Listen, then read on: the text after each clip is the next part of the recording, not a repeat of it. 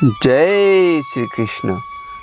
प्रिय मित्र हो, आज हम देखने वाले हैं मोटिवेशनल बातों में से एक बात, जो है जीवन के हर क्षण का सदुपयोग। मित्र हो, मोटिवेशनल बातें सुनने से जीवन में सुख, समाधान, शांति प्राप्त हो सकती है। तो चलिए इस परम पवित्र अध्याय को शुरू करने से पहले कमेंट में जय श्री कृष्ण ऐसा लिखकर चैनल को सब्सक्राइब कीजिए। जय श्री कृष्ण। मित्र हो, दुनिया की सबसे बड़ी आग सही समय पर केवल एक गिलास पानी से बुझाई जा सकती है। जीवन के हर क्षण का सदुपयोग करके दुनिया की बड़ी से बड़ी संपत्ति पाई जा सकती है। जो भी क्षण बीत रहा है, जीवन को रीत रहा है। जीवन कुछ नहीं है, क्षणों का योग मात्र है। क्षण भी कितने, एक संयोग मात्र है। समय की बूंद जो आज व्यर्थ बहेगी, कल वही विफलता की कहानी कहेगी। अच्छे दिन आपका इंतजार कर रहे हैं, ऐसा कभी मत सोचिए। समय कभी किसी का इंतजार नहीं करता। यदि सबसे अच्छा दिन कोई हो सकता है तो वह आज ही है। आज ही क्या, बस अभी ही है।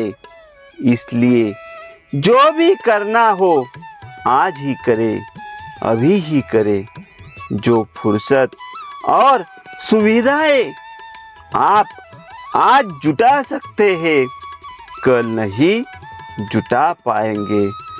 कल तो आपके सामने कल की समस्याएं भी होगी। इसलिए किसी कार्य को टालकर कल की समस्याओं में अभिवृद्धि मत कीजिए। किनारे बैठे बैठे सोचते रहने पर जीवन व्यर्थ ही बहता रहेगा।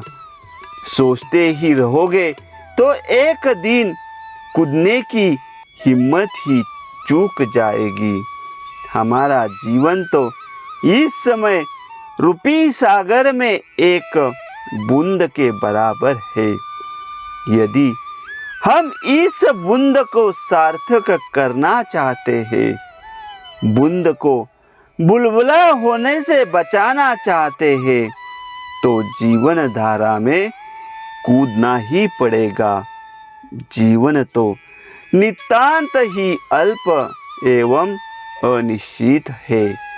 इसलिए जो कुछ करना है अभी और इसी वक्त आरंभ कर देना चाहिए। हो सकता है कल हम आरंभ ही न कर सके। जो भी निर्णय लेना हो तत्काल ले। आवश्यक निर्णय को विलंबित ना करें। हो सकता है कल आप में निर्णय लेने की क्षमता ही न रहे। सही समय पर सही कदम उठाए। हो सकता है कल आपके कदम उठने लायक ही न रहे। याद रखें, कार्य का नहीं समय का महत्व होता है। सबका अपना अपना समय होता है। समय कभी एक सा नहीं होता, किंतु एक क्षण भी व्यर्थ नहीं होता है। इसलिए किसी भी निर्णय को स्थगित न करें। हो सकता है अभी तो आपके सामने एक ही निर्णय विचाराधीन हो, किंतु कल कितने निर्णय लंबित होंगे कह नहीं सकते। वस्तुतः काम ही राम है अपने काम में इस तरह उतर जाओ कि राम की सुधि ही न रहे। यदि स्वयं राम भी आकर खड़े हो जाए तो यही कहे, हे राम, मैं इस वक्त अपने काम में व्यस्त हूँ। आपके पास तो कल भी है, किंतु मेरे पास तो केवल क्षणिक वर्तमान ही है। सरकारी, अर्ध सरकारी एवं निजी क्षेत्र में रोजगार के अवसर धीरे धीरे कम होते जा रहे हैं। इसलिए जब तक आप किसी नौकरी के लिए पात्रता रखते हैं, तब तक गंभीरता पूर्वक प्रयास करते रहे। जो भी करे, आयु एवं अवसर निकलने से पहले ही करे। यदि आज आप किसी प्रतियोगी परीक्षा के लिए पात्र हुए हैं, तो आज से ही प्रयास शुरू कर दे। यह न सोचे कि अभी तो 10 साल है, तैयारी कर लेंगे। याद रखें, साल दर साल प्रतियोगियों की संख्या बढ़ती चली जाती है और प्रतियोगिता भी टफ से टफ होती चली जाती है। यदि आप किसी नौकरी के योग्य नहीं है अथवा आप नौकरी करना नहीं चाहते हैं या अपने आप को सक्षम नहीं पाते हैं, तो अभी से किसी व्यवसाय को चुनना होगा। व्यवसाय चुनने में जितना विलंब होगा, उतना ही व्यवसाय जटिल होता चला जाएगा। जो जितना जल्दी शुरुआत कर देता है, उतना ही जीत में रहता है। शुरुआत करने का समय सबका अलग अलग होता है। जो पहले पैदा हो गया, वो शुरुआत भी पहले ही करेगा। लेकिन इसका अर्थ यह नहीं है कि बाद वालों के लिए कुछ बचेगा ही नहीं। बचेगा, बहुत कुछ बचेगा, बशर्ते कि हर व्यक्ति अपनी शुरुआत सही वक्त पर करे। इसलिए शुरुआत अभी करिए। कहीं ऐसा न हो कि कल शुरुआत के लिए कुछ बचे ही नहीं। जब भी कोई नया कार्य शुरू किया जाता है, तब व्यक्ति के पास तैयारी, पूर्व जानकारी और वित्तीय व्यवस्था के नाम पर अधिक कुछ भी नहीं होता।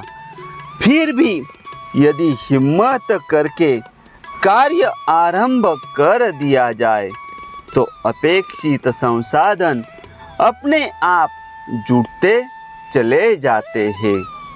इसलिए पूर्ण आत्मविश्वास, पूर्ण गंभीरता एवं संपूर्ण कर्तव्य निष्ठा के साथ कार्य आरंभ करें।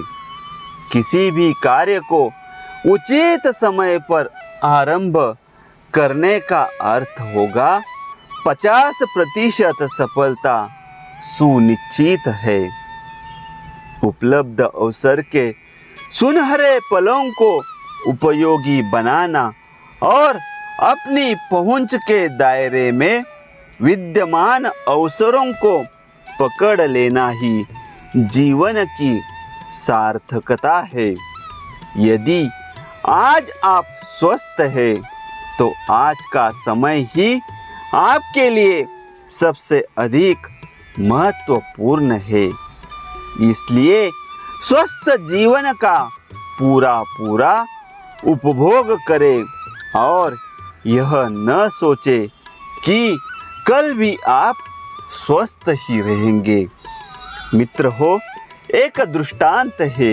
एक नावाड़ी अपनी नाव से यात्रियों को नदी पार करवाने का काम करता था। यात्रियों को नदी पार करवाने के बाद उनसे किराया मांगा करता था। इस पर हमेशा झगड़ा होता रहता था। कोई कम देता था, कोई बिना दिए ही चला जाता था। लगेज का किराया तो लोग देना ही नहीं चाहते थे। इस बात पर नावाड़ी काफ़ी परेशान रहता था। एक दिन गांव के सरपंच ने नावाड़ी की समस्या का आसान हल बताया कि सभी यात्रियों से किराया एवं भाड़ा नाव में बिठाने से पूर्व ही वसूल कर लिया जाए। यह बात नावाड़ी के समझ में आ गई। 2-4 दिन यात्रियों को थोड़ा अटापटा सा लगा, किंतु जल्द ही सब कुछ नियमित हो गया। अब कोई विवाद ही नहीं होता था। नावाड़ी की इनकम बढ़ने लगी, अर्थात जो सुविधा इस किनारे पर है वो उस पार नहीं रहेगी। मित्र हो, इस प्रकार यह परम पवित्र अध्याय संपन्न हुआ। जीवन में ऐसी ही मोटिवेशनल बातें सुनने के लिए चैनल को सब्सक्राइब कीजिए और कमेंट में लिखिए जय श्री कृष्ण।